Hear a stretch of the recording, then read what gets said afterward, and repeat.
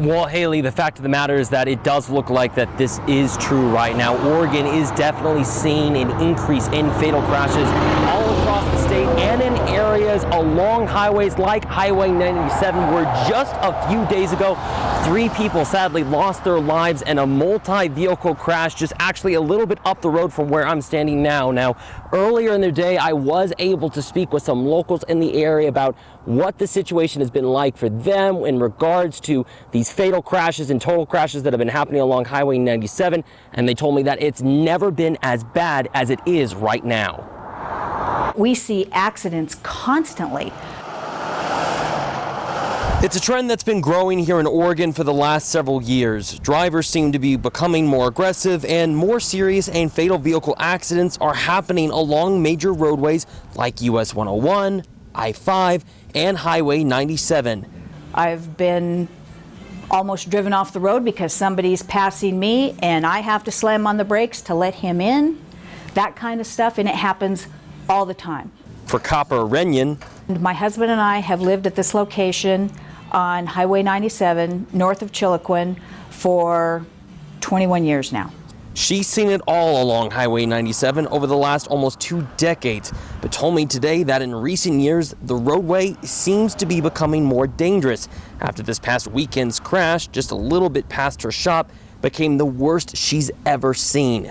This has been the worst. We've had situations where we've had people crash into our dinosaur out here, but this one in recent mind, that's been the worst in a long time. Just the number of fatalities.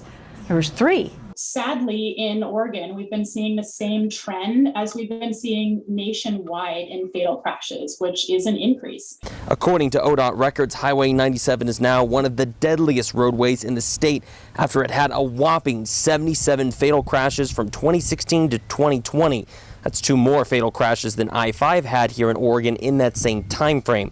Since then, ODOT officials say fatal accidents have only continued to spike, prompting them to act. We analyze data is that we rank different intersections and sections of highway, and so they get ranked in the top 5% of crashes or top 10% of crash areas in the state, and that's where we know where to focus our energy and efforts. Just recently, DAVEY says that ODOT crews have completed a new project near Sun River that they believe will reduce large-scale fatal accidents along the highway.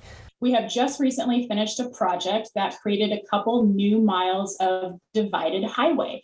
So that means there's a treed, forested median in between the 2 lanes of traffic. And so you're going to have a big reduction in those crossover crashes. But even though locals I talked to today say they appreciate ODOT's efforts, they also believe that more needs to be done to stop these fatal crashes from happening along their highway. Needs to be widened. Highway 97 is basically a freeway. It's basically I-5, but it's just 2 lanes. It needs to be 4 lanes. Highway 97 simply needs to be 4 lanes. Now, I did ask ODOT officials earlier today about information regarding 2021's data. They told me that they are right now working to compile that data, but according to the preliminary reports so far, it doesn't look like fatal crashes along Highway 97 or other major roadways across the state have been slowing down at all. But as I just mentioned, ODOT crews are right now working to try to minimize the spike in these fatal crashes by trying to protect as many drivers as they can with some of these new projects and keep them as safe as they possibly can. For now, reporting live along Highway 97 near Chiloquin, I'm Brett Taylor, Newswatch 12.